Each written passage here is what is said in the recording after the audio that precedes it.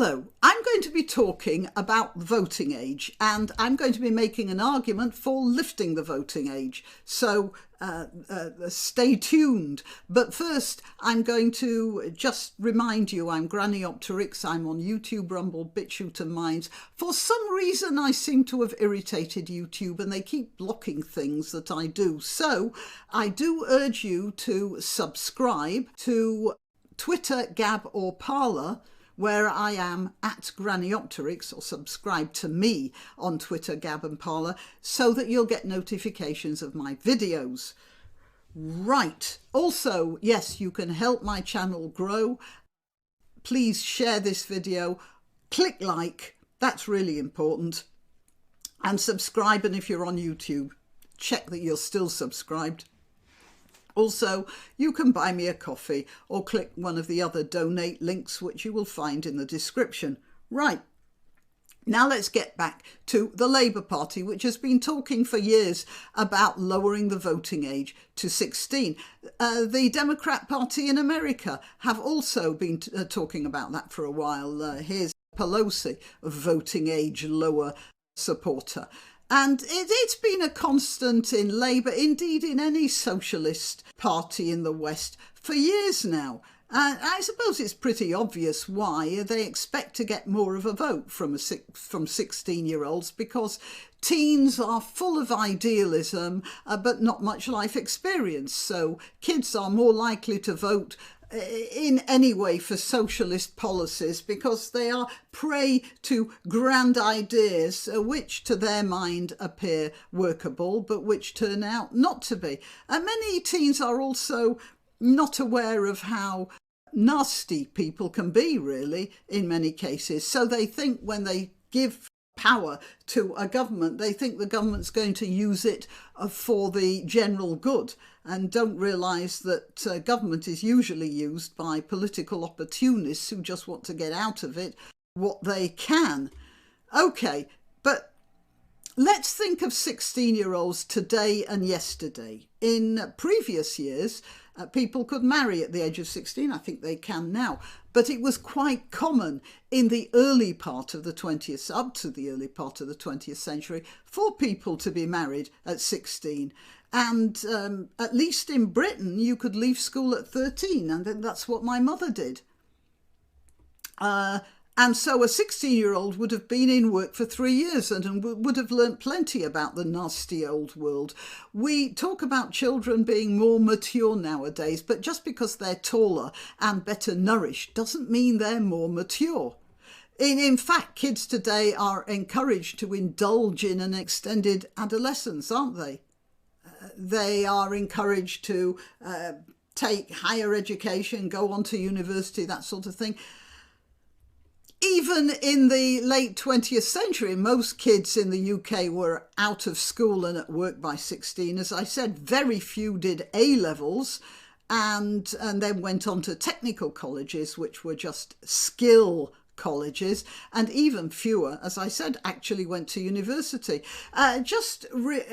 I suppose many of you will remember that seal at Yale from a few years ago. I don't have it with me, but I'll just find it and I'll play it here. So I'm going to freeze for a couple of minutes. Stay quiet! For all standing students. You understand that? As your position as master, it is your job to create a place of comfort and home for the students that live in Silliman. You have not done that. By sending out that email, that goes against your position as master. Do you understand that? No, I don't agree with that. Then why the fuck did you accept the position? Because Who the fuck hired you? I have a different You vision should than you. step down. If that is what you think about being a master, you should step down. It is not about creating an intellectual space. It is not. Do you understand that? It's about creating a home here. You are not doing that. You're supposed to be our advocate. You should be at the event last night when you hear her Franco say that she doesn't know how to create a safe space for her freshmen in Silliman. How do you explain that? These freshmen come here, they think this is what Yale is? Do you hear that? They're going to leave, they're going to transfer because you are a poor steward of this community. You should not sleep at night. We're out, we out. You're disgusting. Now, I don't know how much you understood in all that screaming, but what that girl is saying, like a 2-year-old in a pet, what she's saying is that it's Yale's responsibility to create a home for the students. In other words, what she wants, apparently, is not to learn, but to be taken care of. She's in an extended childhood. Now, to a certain extent, an extended childhood is good. Kids in the underdeveloped world are out working in their infancy. I mean, you'll see 7-year-olds out pulling rice in the fields or sorting through rubbish tips for bits of copper and other stuff that might be sold for pennies somewhere in the computer industry. These kids have no chance to learn anything, and I'm sure they'd be very happy with the opportunity to stay in school and learn how to read and write. And we have done that in our part of the world. Unfortunately, I think we're taking it possibly to an extreme. And that's for several reasons. First of all, it's in the interests of government to keep children out of the workforce for as long as possible, because many of the jobs that would have soaked them up in previous years have now been automated. And what are you going to do with a lot of bored kids hanging around?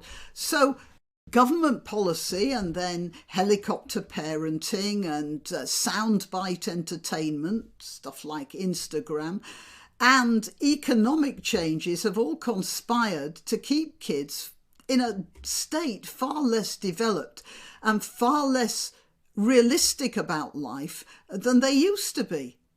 So let's look at how kids act nowadays. First of all, when I went to university, if I'd have opted to go to university in the same town where I had been brought up, I would have been considered an enormous wuss. You had to leave town to go to a different university, even if the university in your town is pretty good.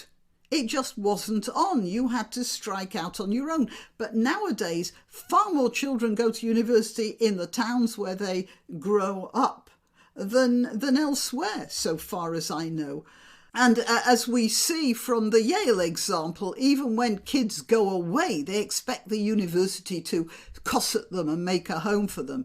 And then look at the other statistics. The age for marriage has gone up to the late 20s, and it's creeping up into the 30s now. And many children are still, well, you can't call them children, they're still living in the family home into their 30s. Look, I'd say we have to acknowledge that if we're setting up society in such a way that it gives our next generation an extra few years of irresponsible childhood, then we also have to consider lifting the voting age until they become adults. Right, till next time. Why not treat yourself or a favoured relative or friend to these magnificent examples of merch? The mugs and t-shirts come in the granniopteryx design or Granbo with a firearm or the more deadly knitting needles. Go to www.granniopteryx.com and whatever platform you're watching this on, please click like, subscribe and share.